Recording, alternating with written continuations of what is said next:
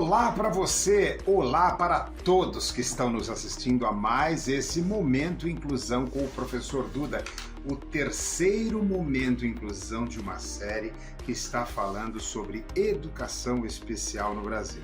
E não poderia ser diferente. Continuamos aqui com a professora Cleusa Mangueira Sonevende, que é professora, educadora, psicopedagoga, especialista em educação assistiva e TEA. Tudo bem com você, Cleusa? Tudo bem, olá para todos. Já voltamos já com você. Vamos aqui voltar para o professor Duda. Vamos lá.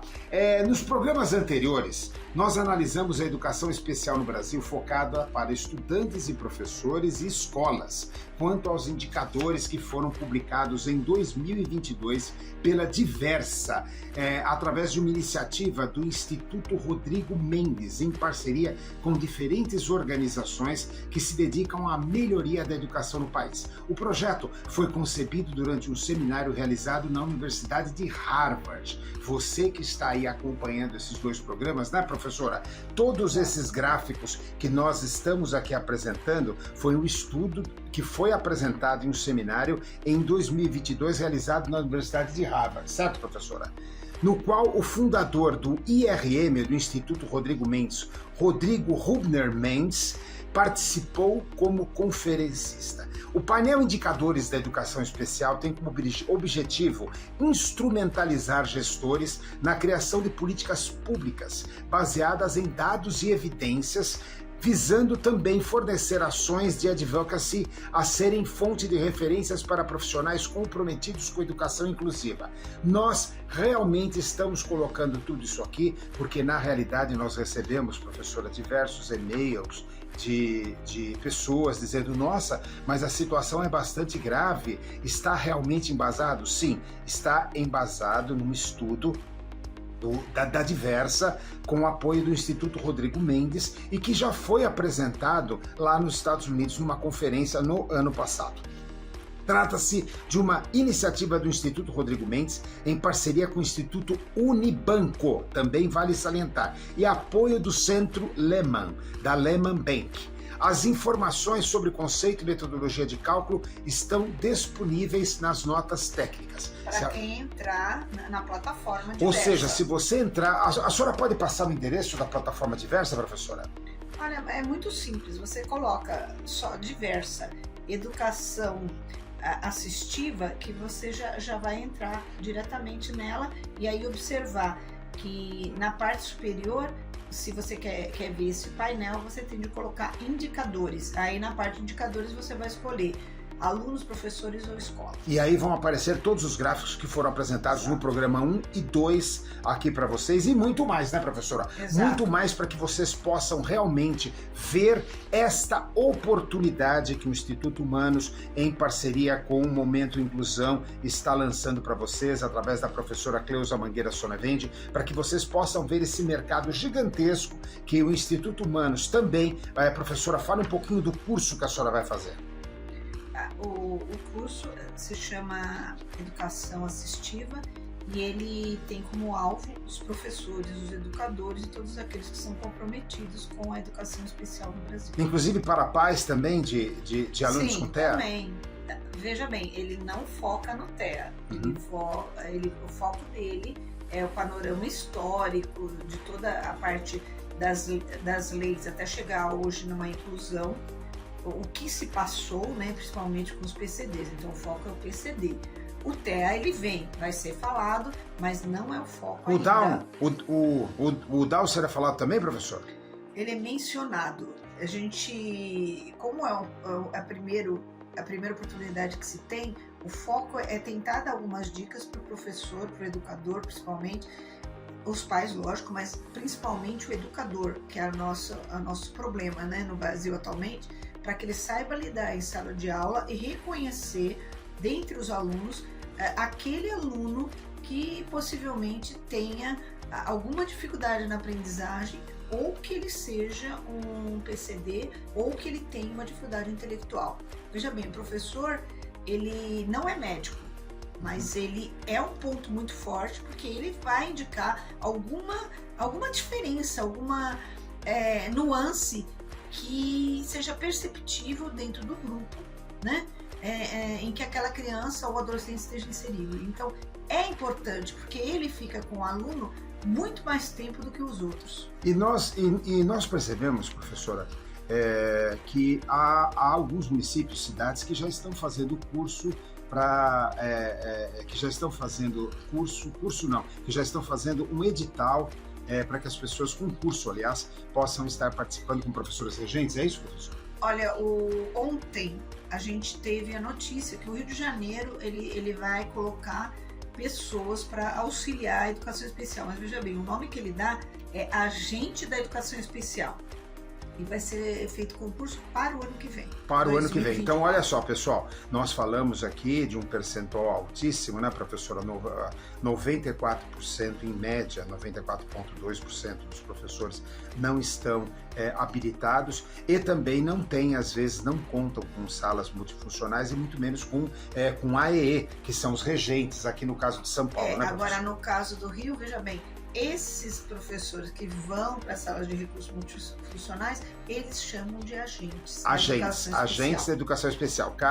Isso também é um grande erro, que nós já falamos lá atrás. Política educacional tem de partir do governo federal, mas não. Cada município fica fazendo o seu, cada estado fica fazendo o seu. Cada estado, no caso aí, dá um nome para o profissional. Daqui a pouco nós teremos 27 nomes, ou talvez até mais. E, na realidade, tudo isso dificulta. Dificulta porque a gente encontra o quê? A gente encontra metodologias individualizadas. Claro, é importante nós termos o foco regional, sem dúvida que é importante. Mas esse foco regional, professora, na opinião do professor Duda, deveria ser passado para o foco federal e, a partir das melhores formas ou das melhores observações, se criar uma proposta federal para esse ensino. O que a senhora acha disso, professor? Olha, falar em inclusão e educação especial no Brasil é algo assim muito complexo. Que a gente pensa assim, como que seria o ideal é você ter pelo menos um profissional em cada escola. Isso aí, assim, é sonho de consumo, é o ideal, tá? E a verdade é que a gente tem algumas localizações onde esse profissional pode estar atuando até em 3, 4 escolas. Veja bem, eu observei na própria Constituição sobre as salas do AE, que se pensa, e até se alguém for dar uma olhadinha, tem até horários para 16 horas que esse profissional vai atender exclusivamente aos alunos. As outras horas que ele vai trabalhar são em outras funções que seriam assim para as atividades e também para ele ter contato com o professor regente. E veja bem, o que é importante é que o professor regente ele converse com o professor do AE, eles troquem figurinhas. Isso é importante.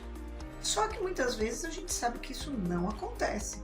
Porque, veja bem, o profissional do AE teria de estar em contato com todos os professores, né, que vão trabalhar com aquela criança. De história, de matemática, de artes, quer dizer, todos. E conversar com eles. E essa pessoa, o outro profissional, o regente, deveria ter a mente aberta para: poxa, o que eu posso fazer para ajudar o desenvolvimento desse meu aluno aqui na sala de aula? Ele não se relaciona, é difícil e tal. O que eu posso fazer? Olha, eu vou falar uma coisa para vocês. Toda essa experiência da professora Cleusa, agora na próxima semana nós estaremos aí em um centro educacional fazendo pesquisa lá com os professores, com os alunos também, efetivamente.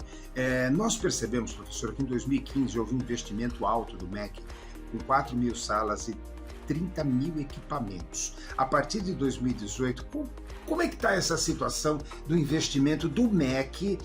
Como é que foi a trajetória da criação das salas de recursos multifuncionais, professor? Mesmo você falou, 2015 foi um boom, né? Foi um momento muito bom. Mas se investiu, né, só em equipamento, professor? Não, 4 mil salas e 30 mil equipamentos. Mas sem profissionais? Não se fala sobre isso. Tá? Só sala. Então o importante, olha, veja bem, governo federal, novamente, não estou falando do governo federal atual, mas estou falando de todos os governos federais. Novamente, se compra equipamento, mas não se adquire recursos humanos, não se mobiliza recursos humanos. Não adianta nada. Agora, veja bem, a gente falou em 2015, então 2015 para 2023, a gente ainda tem algumas salas que ainda tem esses equipamentos. E tem equipamentos que não são tão duradouros. Dependendo do manuseio, tem jogo de memória que rapidinho, de tanta criança usar, vai se estragar, vai se deteriorar, tá? Mas prosseguindo, 2018 a gente já tem a criação de novas salas, só que saiu da casa dos milhares e atingiu seu menor número em 2019. Aí o aumento foi somente de 575, chegando ao total, então a gente está pensando no Brasil, tá? 35.174 salas. Tá. Aí o crescimento ele foi até considerado menor do que o período do Covid. Certo. Agora uma coisa, professora, é interessante que num dos programas aqui do Momento Inclusão, o professor Duda e a professora Cleusa estarão em um fornecedor de equipamentos para salas multifuncionais, certo, professor?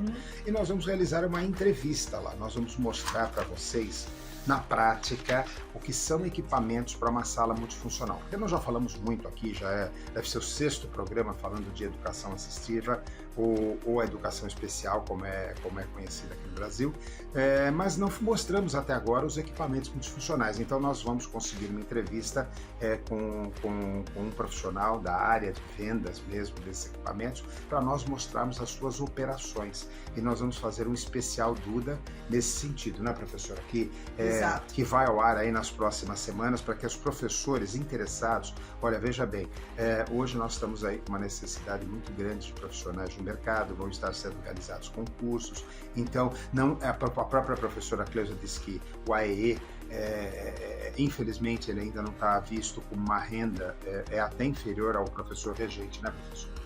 É até inferior, mas olha, veja bem, é uma oportunidade, porque há muito que se fazer nessa área, há muito que se estruturar nessa área, né, professora? Para a gente ter uma ideia, esse profissional, ele muitas vezes ele começa com 1.800 e alguns chegam a 2.400. 1.800 a 2.400 reais. Então, assim, se ele for já um professor que já tem anos de casa e agora é um AE, pode ser que o salário seja maior. Professora, falando para a gente poder dar um encaminhamento, o que é o ideal e qual a previsão desse novo governo na área de ensino? Bom, o ideal a gente falou, né? Um professor pelo menos, né, de AE por escola no Brasil. E todas as informações você encontra lá no Diversa, lá você vai ver o número de salas, nós falamos no último programa, nós falamos do número de salas, são realmente milhões, né? São milhões de salas, né, professor? Sim. São milhões de salas, então olha só que maravilha, são realmente uma oportunidade, como eu falei, muito grande.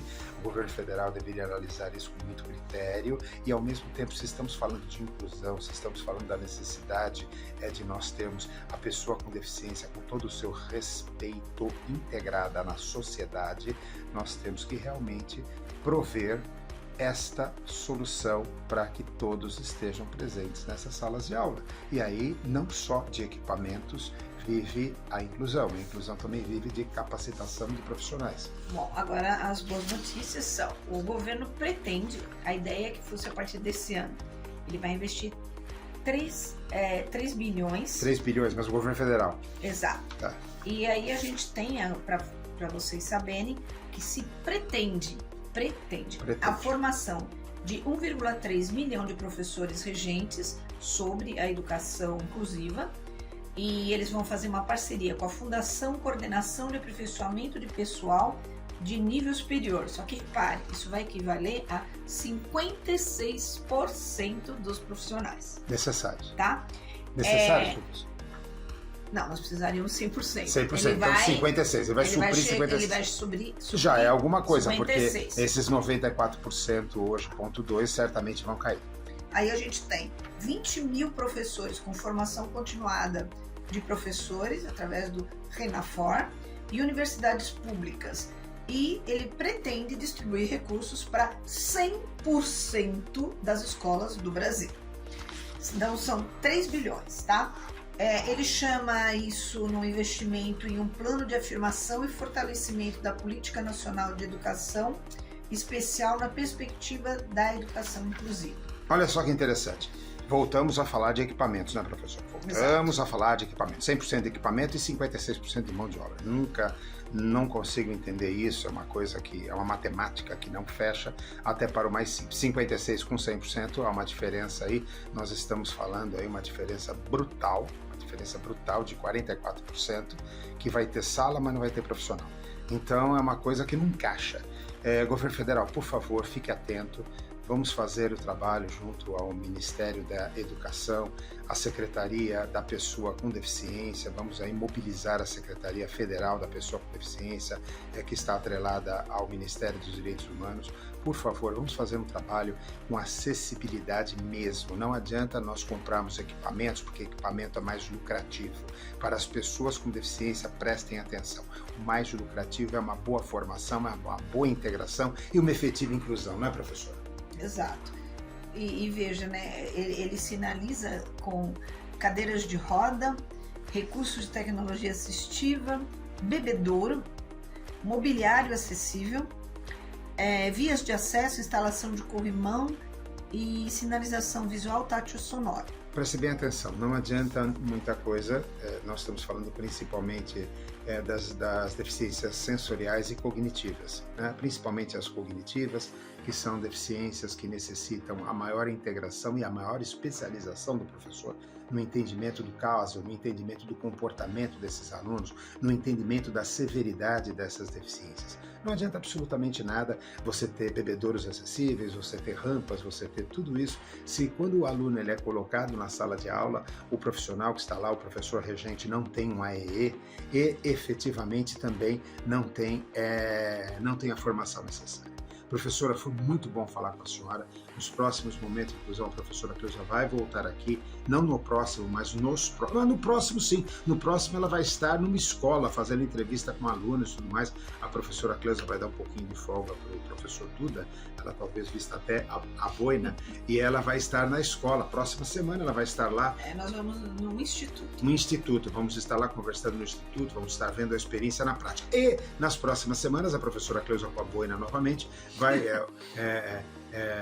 ser a professora Duda. A professora Duda vai estar lá com a boina novamente e vai estar mostrando equipamentos. Nós vamos estar sim mostrando equipamentos para que nós possamos estar efetivamente transformando esse programa e levando para vocês todos que nos assistem na prática. Foi um prazer falar todos com vocês. Eu quero mandar um beijão no coração, né, professora Cleusa? Exato. Um beijão no coração por toda essa atenção, por todo o elogio que estamos recebendo com esse foco na educação do professor Duda. E você já sabe, para acessar o professor Duda, basta entrar www.momentoinclusão.com.br ou www.institutohumanos.us.com.br. E outra coisa, se alguém tiver alguma dúvida, contato@institutohumanos.org.br é o nosso e-mail. Fica aqui um beijão no coração do professor Duda e vocês já viram o folder lá atrás. Se inscrevam e mandem suas informações. Tchau para vocês e até a próxima semana!